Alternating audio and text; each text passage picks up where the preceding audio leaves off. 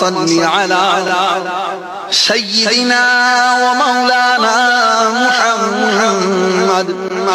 صاحب التاج والمعراج والبراق والعلم دافع البلاء والوباء والقحط والمرض والألم اسمه مكتوب مرفوع مشفوع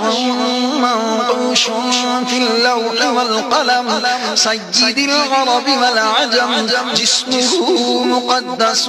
وعطر مطهر منور في البيت والحرم شمس الضحى بدر الدجى صدر العلا نور الهدى كهف الورى مصباح الظلم جبين الشيم شفيع الأمم صاحب الجود والكرم الله عاصمه وجبريل خادمه والبراق مركبه والمعراج سفره وسدرة المنتهى مقامه وقاب قوسين مطلوبه والمطلوب مقصوده والمقصود موجود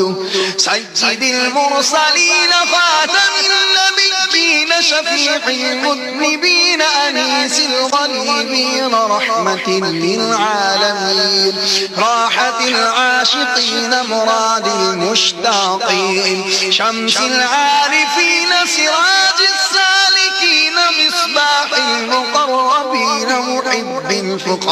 الفقراء والغرباء والمساكين سيد الثقلين نبي الحرمين إمام القبلتين وسيلتنا في الدارين صاحب قاب قوسين محبوب رب المشرقين ورب المغربين جد الحسن والحسين مولانا ومولى الثقلين أبي القاسم محمد بن عبد الله نورا من نور الله يا أيها المشتاقون بنور جماله